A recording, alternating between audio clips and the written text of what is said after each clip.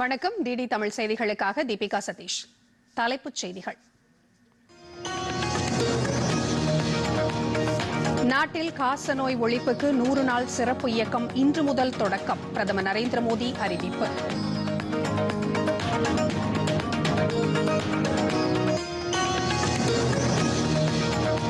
முப்படை வீரர்களின் கொடிநாள். தாராளமாக நிதி வழங்க பிரதமர் உள்ளிட்ட தலைவர்கள் வேண்டுகோள்.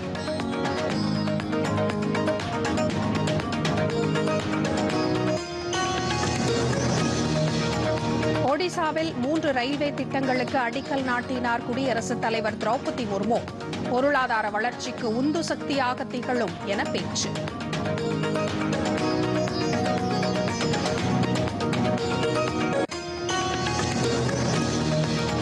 மின்சார வாகன தொழில்துறை வளர்ச்சியால் 2030ஆம் ஆண்டுக்குள் 4 கோடி புதிய வேலைவாய்ப்புகள் உருவாகும். மத்திய சாலை போக்குவரத்து துறை அமைச்சர் நிதின் கட்கரி நம்பிக்கை.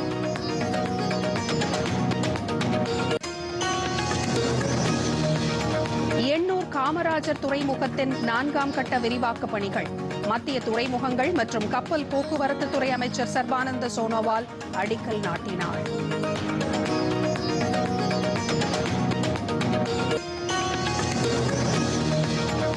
பெஞ்சல் புயலால் பாதிக்கப்பட்ட விழுப்புரம் மாவட்டத்தில் மத்திய குழு நேரில் ஆய்வு. விவசாயிகளின் கோரிக்கைகளையும் கேட்டறிந்தனர்.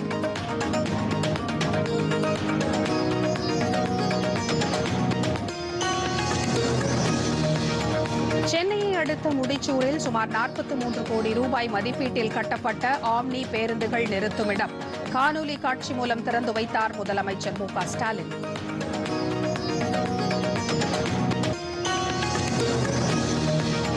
தமிழக மின் வாரியம் அதானி நிறுவனத்திற்கு செலுத்திய மொத்த கட்டணம் எவ்வளவு? அமைச்சர் செந்தில் பாலாஜி விளக்கமளிக்க பாஜக மாநில தலைவர் அண்ணாமலை வலியுறுத்தல்.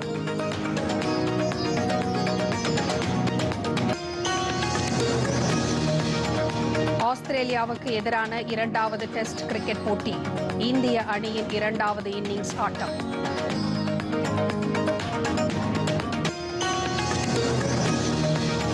வங்கக்கடலில் உருவானது குறைந்த காற்றழுத்த தாழ்வு பகுதி. தமிழகம், புதுச்சேரி, ஆந்திர கடலோர பகுதிகளில் மழை பெய்ய வாய்ப்பிருப்பதாக இந்திய வானிலை மையம் தகவல்.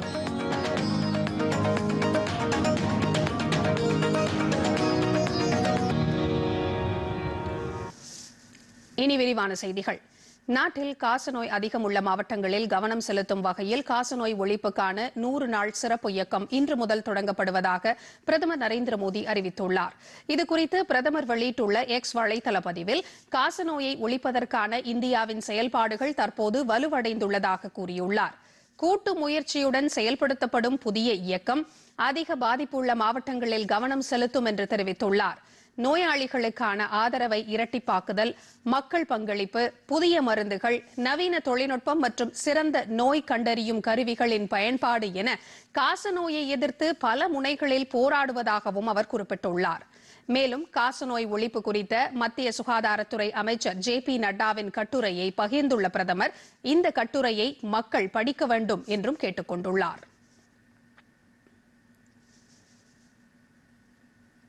இதனிடையே காசநோயை தடுப்பதற்கான வழிமுறைகள் குறித்து 100 நாள் விழிப்புணர்வு பிரச்சாரத்தை மத்திய சுகாதாரத்துறை அமைச்சர் ஜே.பி. நட்டா ஹரியானா மாநிலம் பஞ்ச்குலாவில் இன்று தொடங்கி வைத்தார். நாடு முழுவதும் 33 மாநிலங்கள் மற்றும் யூனியன் பிரதேசங்களில் உள்ள 347 மாவட்டங்களில் இந்த முன்னெடுப்பு அமல்படுத்தப்பட உள்ளது. நிகழ்ச்சியில் பேசிய அமைச்சர் ஜே.பி. நட்டா காசநோய் பாதிப்பு இல்லாத இந்தியாவை உருவாக்க தேவையான அனைத்து நடவடிக்கைகளையும் மத்திய அரசு மேற்கொள்ளும் என்றார். அரசு தற்போது மேற்கொண்டு வரும் நடவடிக்கைகளால் அடுத்த ஆண்டிற்குள்ளாகவே இந்தியா காசநோய் பாதிப்பு இல்லாத நிலை உருவாக்கப்படும் என்று அவர் தெரிவித்தார்.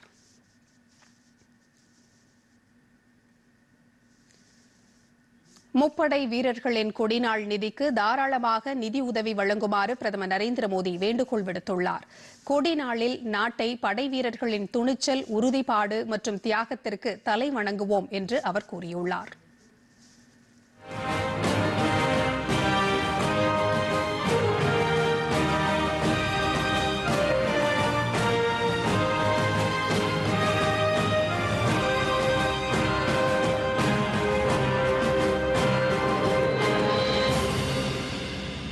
முப்படையினரின் தியாகத்தை போற்றும் வகையில் கொடிநாள் இன்று கடைபிடிக்கப்படுகிறது. இந்நாளையொட்டி பிரதமர் நரேந்திர மோடி வெளியிட்டுள்ள சமூக வலைதள பதிவில், நமது படையினரின் வீரம் மற்றும் அவர்களது தியாகங்கள் மக்கள் அனைவரிடமும் எளிமையை உணர்த்துவதாக குறிப்பிட்டுள்ளார். முப்படையினரின் கொடிநாள் நிதிக்கு நாட்டு மக்கள் தாராளமாக நிதி வழங்குமாறும் பிரதமர் கேட்டுக் கொண்டுள்ளார். தமிழக ஆளுநர் RN ரவி வெளியிட்டுள்ள கொடிநாள் உரையில், தன்னலமற்ற தியாகம் மற்றும் அர்ப்பணிப்புடன் நாட்டை பாதுகாத்த படை வீரர்களுக்கு நன்றி தெரிவிக்கும் வகையில் கொடிநாளில் பெருமளவு நிதி வழங்குவோம் என வலியுறுத்தியுள்ளார். தன்னலமற்ற சேவை மூலம் நாட்டின் இறையாண்மையை பாதுகாத்த வீரர்களுக்கு உளமாற மரியாதை செலுத்துவதாக கூறியுள்ளார். உள்நாட்டு மற்றும் வெளிநாட்டு அச்சுறுத்தல்களிலிருந்து நாட்டை தங்களது தியாகத்தின் மூலம் பாதுகாத்த வீரர்களின் பங்களிப்பை நினைவு கூறும் விதமாக கடந்த 1949 ஆண்டு முதல் டிசம்பர் 7ஆம் தேதி படை வீரர் கொடிநாள் கடைபிடிக்கப்படுவதை சுட்டிக்காட்டியுள்ளார். எனவே முன்னாள் படை வீரர்களுக்கும் அவர்களுடைய குடும்பத்தினருக்கும் நம் நன்றியை வெளிப்படுத்தும் வகையில் பெருமளவில் நிதி வழங்குவோம் என தெரிவித்துள்ளார். Every year on the 7th December we observe the Armed Forces Flag Day. On this day, we pay tribute to the indomitable courage, sacrifice, and patriotism of our armed forces, who stands as the unwavering pillars of our nation's security and sovereignty. Since its inception in 1949, Armed Forces Flag Day has been a significant reminder of our collective responsibility to honor and support the brave men and women in uniform, as well as their families. இதனிடையே ஆளுநர் மாளிகையில் நடைபெற்ற நிகழ்ச்சியில் படை வீரர் கொடிநாள் நிதியாக 5 லட்சம் ரூபாய் தொகைக்கான காசோலையை மாநில பொதுத்துறை செயலாளர் ரீதா ஹரிஷ் தாக்கரிடம் ஆளுநர் RN ரவி வழங்கினார். இந்த சந்திப்பின் போது ஆளுநரின் செயலாளர் கிர்லோஷ் குமார், சென்னை மாவட்ட ஆட்சியர் ராஷ்மி சித்தார்த் ஜெகடே மற்றும் அதிகாரிகள் உடனிருந்தனர். படை வீரர் கொடிநாளில் முன்னாள் படை வீரர்களுக்கும் அவர்தம் குடும்பத்தாருக்கும் பெருமளவில் நிதி வழங்கி நம் நன்றியையும் நல் வணக்கத்தையும் காணிக்கையாக்குவோம் என முதலமைச்சர் மு க ஸ்டாலின் வலியுறுத்தியுள்ளார். இது குறித்து அவர் வெளியிட்டுள்ள கொடிநாள் செய்தியில், நாட்டின் எல்லைகளையும் நம் சுதந்திரத்தையும் காக்கும் பணியில் எண்ணற்ற படை வீரர்கள் தங்கள் இன்னுயிரை ஈந்திருப்பதை சுட்டிக்காட்டியுள்ளார். எத்தனையோ ஆயிரம் வீரர்கள் தங்கள் உடல் உறுப்புகளை இழந்திருப்பதையும், எத்தனை துன்பங்கள் வந்த போதிலும் சிறிதும் அஞ்சாமல் தங்கள் கடமையே பெரிதென எண்ணி பணியாற்றுவதையும் நினைவு கூர்ந்துள்ளார். ராணுவ வீரர்களுடைய குடும்ப நல்வாழ்வுக்காகவும் பாதுகாப்புக்கும் பொருள் உதவியும் பிற உதவிகளும் செய்ய வேண்டும் என்பதை படை வீரர் கொடிநாள் அனைவருக்கும் நினைவூட்டுவதாக முதலமைச்சர் மு க ஸ்டாலின் குறிப்பிட்டுள்ளார். இந்திய பாதுகாப்பு படை வீரர்கள் இளம் வயதிலேயே ஓய்வு பெறுவதால் அவர்களின் நலனை பேணுவது அவர்களது சொந்த மாநிலங்களின் கடமையாகும் என்று தென் பிராந்திய ராணுவ தளபதி லெப்டினன்ட் ஜெனரல் கரன்பீர் சிங் பிரார் கூறியுள்ளார். பாதுகாப்பு படைகள் கொடிநாளை முன்னிட்டு மாநில மனிதவள மேம்பாட்டுத்துறை அமைச்சர் கயல்விழி செல்வராஜ் தலைமையில் சென்னையில் நடைபெற்ற நிகழ்ச்சியில் பேசிய லெப்டினன்ட் ஜெனரல் பிரார், தமிழ்நாட்டில் முன்னாள் படை வீரர்களின் நலனுக்காக 67 கோடி ரூபாய்க்கும் மேல் வசூலாகியிருப்பதை பாராட்டினார். நிகழ்ச்சியில் மாநில அரசு பொதுத்துறை செயலாளர் ரீட்டா ஹரிஷ் தக்கர், சென்னை மாவட்ட ஆட்சியர் ராஷ்மி சித்தார்த் ஜெகடே மற்றும் அதிகாரிகள், முன்னாள் படை வீரர்கள் ஆகியோர் கலந்து கொண்டனர். முன்னாள் படை வீரர்களின் கொடிநாள் நிதியாக இந்த ஆண்டு சுமார் 67.2 கோடி அளவு நிதி வசூல் செய்யப்பட்டு முன்னாள் படை வீரர்களின் நலனுக்காக இன்று ஒப்படைக்கப்பட்டிருக்கிறது. இது சென்ற ஆண்டை காட்டிலும் கிட்டத்தட்ட 8 கோடி ரூபாய் அதிக அளவில் இந்த ஆண்டு நிதி வசூல் பண்ணி கொடுத்துருக்கோம். நிதியானது அதிகப்படியாக வசூல் பண்ணி கொடுத்துருக்கோம். அது இந்தியாவிலேயே பார்த்தீங்கன்னா தமிழ்நாடு தான் முதலிடம். குறிப்பாக சென்னை மாவட்டம் தான் அதிக அளவில் நிதி வசூல் பண்ணி கொடுத்துருக்காங்க.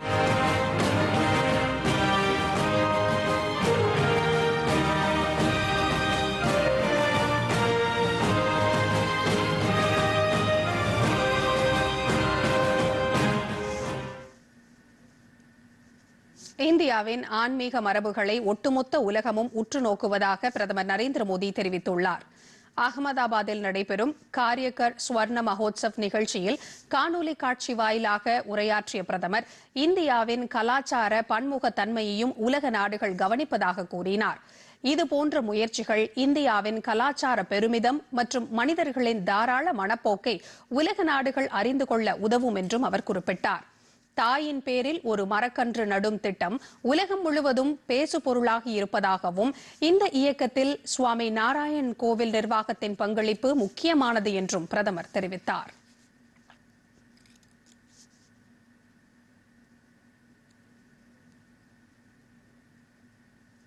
சிறிய இடைவேளைக்கு பின் செய்திகள் தொடரும்.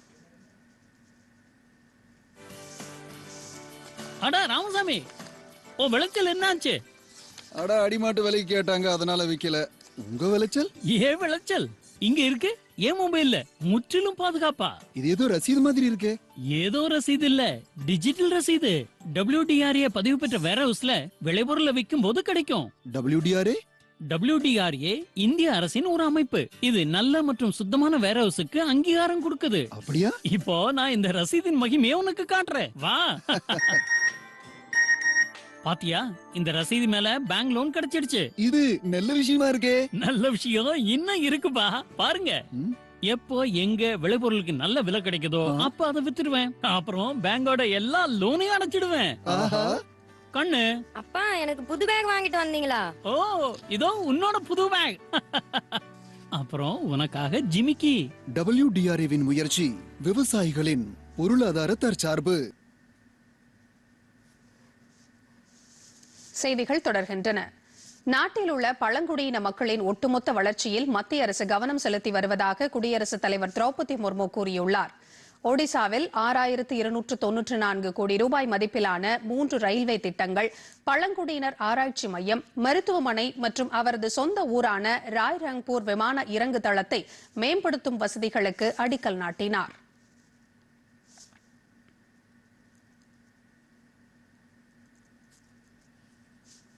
நிகழ்ச்சியில் பேசிய அவர், இன்று அடிக்கல் நாட்டப்பட்ட புதிய ரயில்வே திட்டங்கள் பொருளாதார வளர்ச்சிக்கு உந்து சக்தியாக திகழும் என்றார். ஒடிசாவையும் ஜார்க்கண்டையும் இணைக்கும் இந்த ரயில் பாதைகள் மூலம் போக்குவரத்து வசதி மேம்படுவதுடன் இந்த பிராந்தியத்தில் வர்த்தக வாய்ப்புகள் அதிகரித்து பொருளாதார வளர்ச்சியை ஊக்குவிக்கும் என்றும் தெரிவித்தார். அத்துடன் புதிய வேலை வாய்ப்புகளும் உருவாகும் என்றும் அவர் நம்பிக்கை தெரிவித்தார்.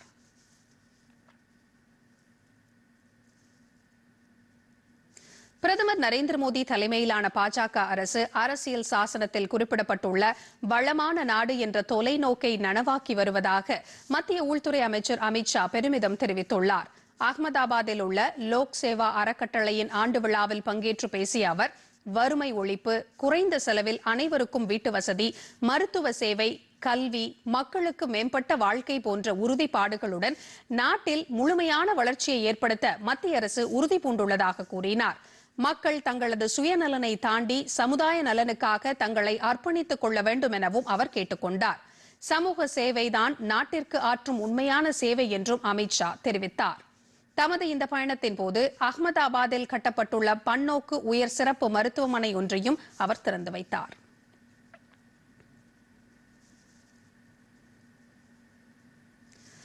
மின்சார வாகன தொழில்துறை வளர்ச்சியால் 2030ஆம் ஆண்டுக்குள் 4 கோடி புதிய வேலைவாய்ப்புகள் உருவாகும் என மத்திய சாலை போக்குவரத்து துறை அமைச்சர் நிதின் கட்கரி நம்பிக்கை தெரிவித்துள்ளார். நாக்பூரில் உள்ள தேசிய தீயணைப்பு சேவை கல்லூரியில் மின்சார வாகனங்களில் தீ விபத்து மேலாண்மை என்ற தலைப்பிலான பயிலரங்கில் பேசிய அவர், மின்சார வாகனங்களில் பயன்படுத்தப்படும் லித்தியம் அயன் பேட்டரிகளின் முக்கியத்துவத்தை சுட்டிக்காட்டினார். உலகின் மொத்தம் லித்தியம் இருப்பில் 6% ஜம்முவில் இருப்பதாக குறிப்பிட்ட அவர், இந்த தாது 60 கோடி மின்சார வாகனங்களுக்கு தேவையான பேட்டரிகள் தயாரிக்க பயன்படும் என்றார். உள்நாட்டில் கிடைக்கும் லித்தியத்தை பயன்படுத்துவதன் மூலம் இந்த வகை பேட்டரிகளின் விலை குறையும் என்றும் அவர் கூறினார். பேட்டரிகளின் பாதுகாப்பு தொடர்பாக DRDO மற்றும் IIT நிறுவனங்கள் ஆராய்ச்சியை மேற்கொண்டிருப்பதாகவும் நிதின் கட்கரி தெரிவித்தார். இந்த ஆராய்ச்சியின் அடிப்படையில் மின்சார வாகனங்களில் தீ விபத்து குறித்த எச்சரிக்கை கருவி பொருத்தப்படுவதை மத்திய அரசு கட்டாயமாக்கியிருப்பதாகவும் அவர் கூறியுள்ளார். மத்திய நிதியமைச்சர் நிர்மலா சீதாராமன் 2025-26ஆம் ஆண்டுக்கான மத்திய பட்ஜெட் குறித்து புதுதில்லியில் இன்று ஆலோசனை நடத்தினார். பட்ஜெட்டிற்கு முந்தைய இந்த 2வது ஆலோசனை கூட்டத்தில் பல்வேறு விவசாய அமைப்புகள் மற்றும் முன்னணி வேளாண் பொருளாதார நிபுணர்கள் பங்கேற்றனர். நிதித்துறை இணையமைச்சர் பங்கஜ் சௌத்ரி, நிதித்துறை செயலாளர் மற்றும் நிதி அமைச்சகத்தின் பொருளாதார விவகாரங்கள் துறை உள்ளிட்ட பல்வேறு துறைகளின் செயலாளர்களும் இந்த கூட்டத்தில் கலந்து கொண்டனர். உலகின் பல்வேறு நாடுகளிலும் ஏற்பட்டுள்ள சண்டை இந்தியாவின் பொருளாதாரம் மற்றும் பாதுகாப்பு நலன்களில் தாக்கத்தை ஏற்படுத்தியிருப்பதாக வெளியுறவுத்துறை அமைச்சர் ஜெய்சங்கர் தெரிவித்துள்ளார். கத்தாரில் நடைபெறும் தோஹா கூட்டமைப்பு 2024 குழு விவாதத்தில் பங்கேற்று பேசிய அவர், மோதல் நடைபெறும் நாடுகள் புவியியல் ரீதியாக இந்தியாவுக்கு வெகு தொலைவில் இருந்தாலும் அவற்றின் விளைவுகள் உடனடி மற்றும் கணிசமான தாக்கத்தை ஏற்படுத்தியிருப்பதாக கூறினார். மத்திய தரைக்கடல் நாடுகளில் மட்டும் சுமார் 5 லட்சம் இந்தியர்கள் வசிப்பதாக குறிப்பிட்ட அவர், வளைகுடா நாடுகளில் சுமார் 1 கோடி இந்தியர்கள் இருப்பதாக தெரிவித்தார். இதன் மூலம் மத்திய தரைக்கடல் நாடுகளுடன் இந்தியா $80 பில்லியன் அளவிற்கும், வளைகுடா நாடுகளுடன் $180 பில்லியன் அளவிற்கும் வர்த்தகம் செய்து வருவதாக அவர் தெரிவித்தார். யுக்ரைன் மோதலில் இந்தியா மேற்கொண்ட ராஜதந்திர அணுகுமுறையை சுட்டிக்காட்டிய அவர், இந்த மோதலுக்கு போர்க்களத்தில் தீர்வு காண முடியாது என்றார். இந்தியாவின் கிழக்கு பகுதியில் வளர்ச்சியை ஏற்படுத்துவதன் மூலமே நாடு வளர்ச்சியடையும் என்பதில் பிரதமர் நரேந்திர மோடி உறுதியான நம்பிக்கை கொண்டிருப்பதாக மத்திய தகவல் ஒலிபரப்பு மற்றும் ரயில்வே துறை அமைச்சர் அஸ்வினி வைஷ்ணவ் தெரிவித்துள்ளார். செய்தி நிறுவனம் ஒன்றுக்கு பேட்டியளித்த அவர், கிழக்கு இந்தியா மீது பிரதமர் அதிக கவனம் செலுத்தி வருவதாக கூறினார். அதன் அடிப்படையிலேயே கிழக்கு மாநிலங்களில் கல்வி, சுகாதாரம் மற்றும் கட்டமைப்பு வசதிகளை அதிக அளவில் ஏற்படுத்தி வருவதாகவும் அவர் குறிப்பிட்டார். கிழக்கு இந்திய வளர்ச்சியில் ஒடிசா மிக முக்கிய இடம் பெறுவதாகவும் அவர் குறிப்பிட்டார். ஒடிசாவில் மட்டும் 73,000 கோடி ரூபாய் மதிப்பிலான ரயில்வே திட்டங்களுக்கு பிரதமர் அனுமதி அளித்திருப்பதாகவும் அவர் கூறினார். இது தவிர தூர்தர்ஷன் தொலைக்காட்சியில் அடுத்த வாரத்திலிருந்து வாரம் ஒரு முறை சந்தலி மொழியில் செய்தி அறிக்கைகள் இடம்பெறும் என்றும், இதன் மூலம் ஒடிசாவில் உள்ள பழங்குடியின மக்கள் பயனடைவார்கள் என்றும் அமைச்சர் அஸ்வினி வைஷ்ணவ் தெரிவித்துள்ளார்.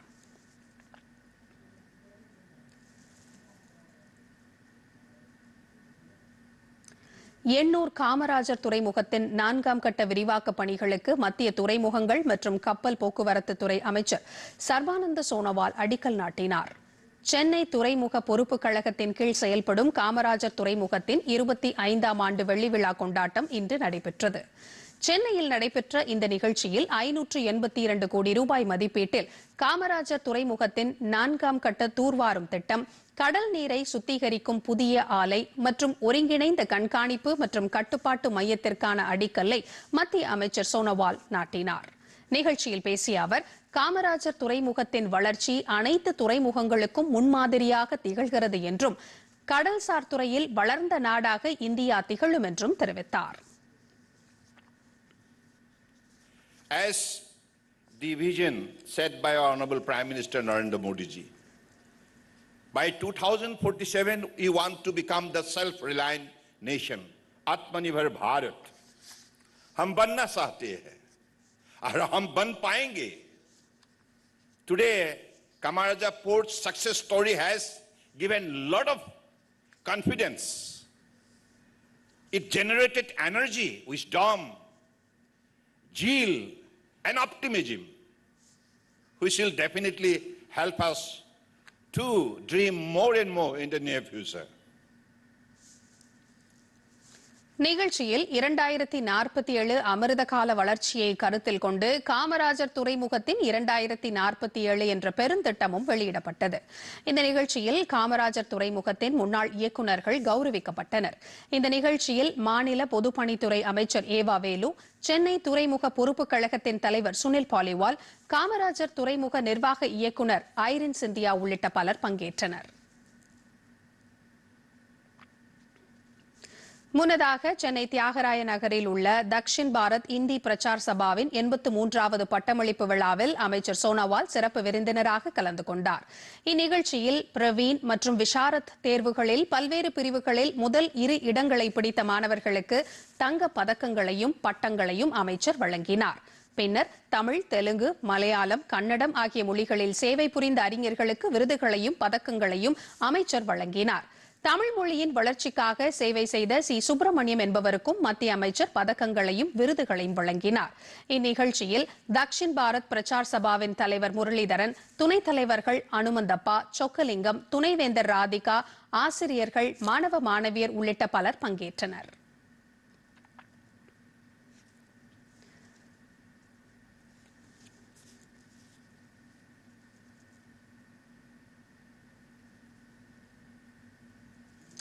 ஃபெஞ்சல் புயலால் ஏற்பட்ட பெருவெள்ளத்தின் காரணமாக விழுப்புரம் மாவட்டத்தில் சேதமடைந்த பகுதிகளை மத்திய உள்துறை இணைச் செயலாளர் ராஜேஷ் குப்தா தலைமையிலான 7 பேர் கொண்ட குழுவினர் இன்று ஆய்வு செய்தனர்.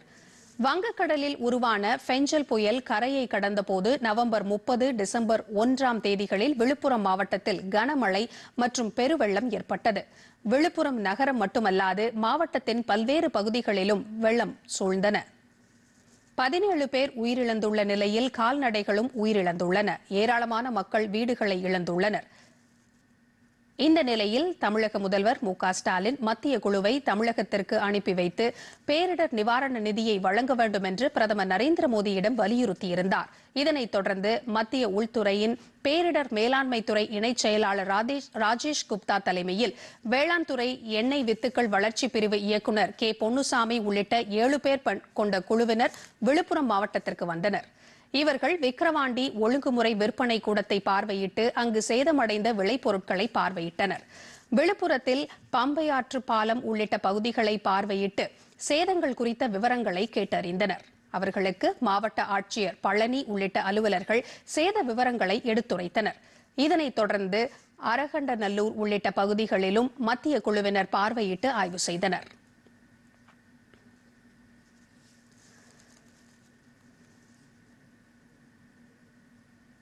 சிறிய இடைவேளைக்கு பின் செய்திகள் தொடரும்.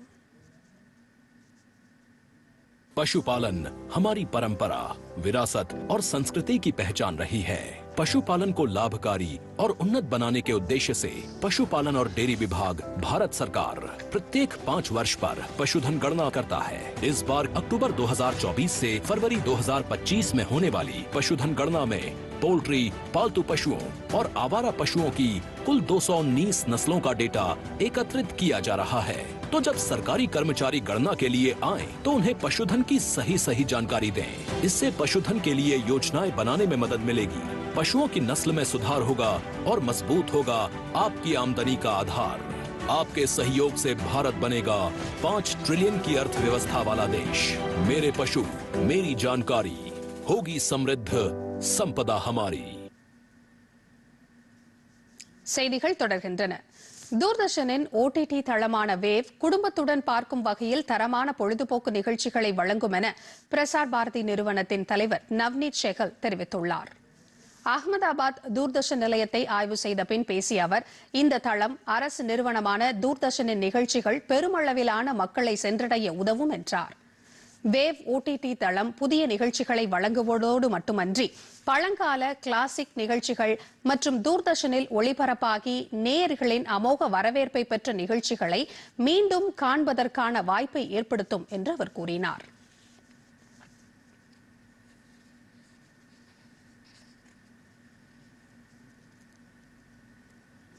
சென்னை தாம்பரம் அருகே முடிச்சூரில் 43 கோடி ரூபாய் செலவில் உருவாக்கப்பட்டுள்ள ஆம்னி பேருந்து நிலையத்தை முதலமைச்சர் மு.க.ஸ்டாலின் திறந்து வைத்தார். 400 கோடி ரூபாய் செலவில் உருவாக்கப்பட்டுள்ள கிளாம்பாக்கம் பேருந்து நிலையத்தை தொடர்ந்து வண்டலூர் வெளிவட்ட சாலையில் அமைந்துள்ள முடிச்சூரில் 5 ஏக்கர் பரப்பளவில் ஆம்னி பேருந்துகளுக்காக தனி பேருந்து நிலையம் கட்டப்பட்டுள்ளது. இங்கு ஒரே நேரத்தில் 117 பேருந்துகள் நிற்கும் வசதி உள்ளது. ஓட்டுநர்கள் மற்றும் நடத்துனர்கள் சுமார் 100 பேர் வரை ஓய்வு எடுப்பதற்காக 2 புதிய கட்டிடங்களும் இங்கு கட்டப்பட்டுள்ளன. ஆம்னி பேருந்து நிலையத்தை முதலமைச்சர் மு.க.ஸ்டாலின் இன்று காணொலி மூலம் திறந்து வைத்தார்.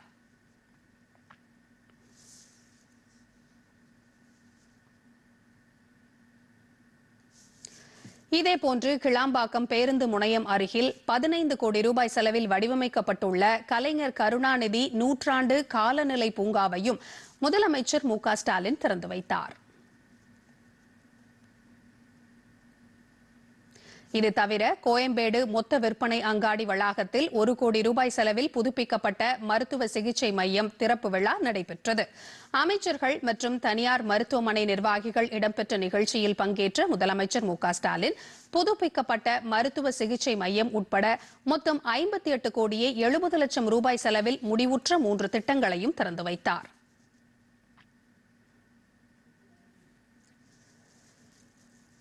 தமிழக மின் வாரியம் அதானி நிறுவனத்திற்கு செலுத்திய மொத்த கட்டணம் எவ்வளவு என்பதை அமைச்சர் செந்தில் பாலாஜி தெரிவிக்க வேண்டும் என பாஜக மாநில தலைவர் அண்ணாமலை வலியுறுத்தியுள்ளார். இதுகுறித்து அவர் வெளியிட்டுள்ள அறிக்கையில், கடந்த 2016ஆம் ஆண்டிலிருந்து தமிழக மின்சார வாரியத்துடனான வழக்கு காரணமாக அதானி நிறுவனத்திற்கு வழங்கப்படாமல் இருந்த கட்டணத்தை திமுக ஆட்சியில் வழங்கப்பட்டதை அமைச்சர் ஒப்புக்கொண்டுள்ளார் என தெரிவித்துள்ளார். மேலும் இந்த விவகாரம் தொடர்பாக அதானி நிறுவனத்தின் நிதிநிலை அறிக்கையில் 544 கோடி ரூபாய் ஒருமுறை வருவாயும் 205 கோடி ரூபாய் தாமத கட்டணமும் மின்சார வாரியத்திடமிருந்து பெறப்பட்டுள்ளதாக குறிப்பிடப்பட்டுள்ளதாக அண்ணாமலை தெரிவித்துள்ளார். மேலும் 7.01 ரூபாய் விலையிலேயே தமிழ்நாடு மின்சார வாரியம் மின்சாரத்தை கொள்முதல் செய்து அதற்காக கடந்த நிதியாண்டில் 99 கோடி ரூபாய் கூடுதல் கட்டணத்தை வழங்கியுள்ளதாக அதானி நிறுவனம் தெரிவித்துள்ளதாக அண்ணாமலை குறிப்பிட்டுள்ளார். ஆனால் திமுக ஆட்சியில் 5.10 ரூபாய்க்கே ஒரு யூனிட் மின்சாரம் கொள்முதல் செய்யப்படுவதாக அமைச்சர் செந்தில் பாலாஜி கூறுவது ஏன் என்று அண்ணாமலை கேள்வி எழுப்பியுள்ளார். மேலும் மக்களின் வரி பணத்தை செலவிடும் போது மக்கள் நலன் சார்ந்த கேள்விகள் எழும் என்றும் அதற்கு பதிலளிக்க வேண்டியது அரசின் கடமை என்றும் அண்ணாமலை வலியுறுத்தியுள்ளார். இனி வருவது எக்ஸ்பிரஸ் செய்திகள்.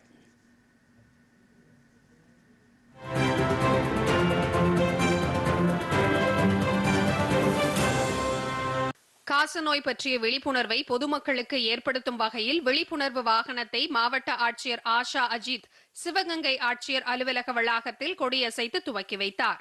அப்போது பேசிய அவர், காசநோய் பாதிப்பு மற்றும் இறப்பு விகிதங்களை குறைப்பதன் மூலம் பொது சுகாதாரத்தின் தரத்தை மேம்படுத்துவதே 100 நாள் காசநோய் பிரச்சாரத்தின் இலக்காகும் என்று ஆட்சியர் தெரிவித்தார்.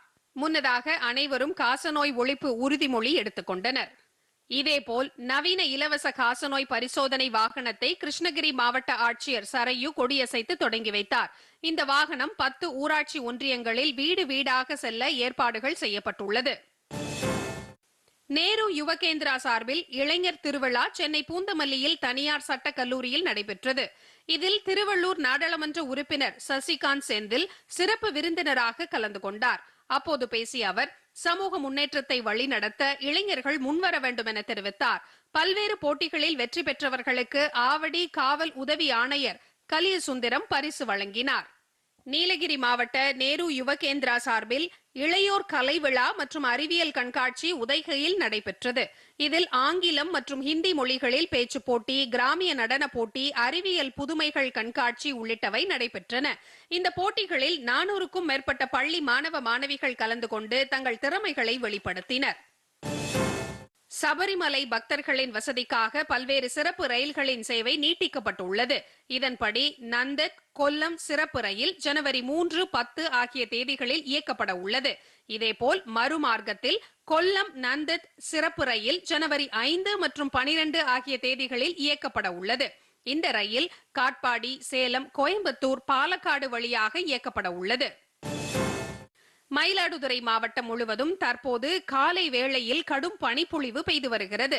மயிலாடுதுறை, செம்பனார் கோவில், மங்கை நல்லூர், குத்தாலம், மணல்மேடு உள்ளிட்ட பல்வேறு பகுதிகளில் காலை 9 மணி வரை பனியின் தாக்கம் நிலவியது.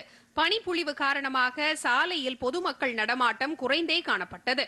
வாகனங்களில் செல்வோர் முகப்பு விளக்கை எரியவிட்டபடியே சென்றனர். பனிப்பொழிவால் இளம் சம்பா பயிர்கள் பாதிக்கப்பட வாய்ப்பு உள்ளதால் விவசாயிகள் கவலை அடைந்துள்ளனர்.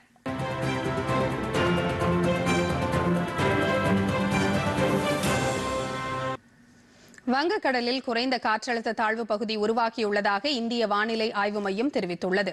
இதுகுறித்து வானிலை ஆய்வு மையம் வெளியிட்டுள்ள செய்திக்குறிப்பில், தென்கிழக்கு வங்கக்கடல் மற்றும் அதனை ஒட்டிய பூமத்திய ரேகையை ஒட்டிய இந்திய பெருங்கடல் பகுதிகளின் மேல் நிலவும் வளிமண்டல கீழடுக்கு சுழற்சி காரணமாக இன்று காலை 8:30 மணி அளவில் ஒரு காற்றழுத்த தாழ்வு பகுதி உருவாகியுள்ளதாக தெரிவித்துள்ளது.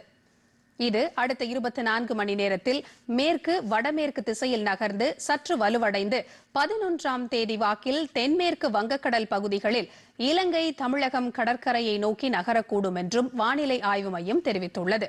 இதன் காரணமாக வரும் 11, 12 மற்றும் 13ஆம் தேதிகளில் தமிழக கடலோர மாவட்டங்கள், புதுவை, காரைக்கால் மற்றும் ஆந்திர கடலோர பகுதிகளில் கனமழை பெய்ய வாய்ப்பிருப்பதாக கூறியுள்ளது. அதே நேரத்தில் இன்று முதல் 12ஆம் தேதி வரை தமிழகம், புதுவை மற்றும் காரைக்கால் பகுதிகளில் மிதமான மழை பெய்யக்கூடும் என்றும் தெரிவித்துள்ளது.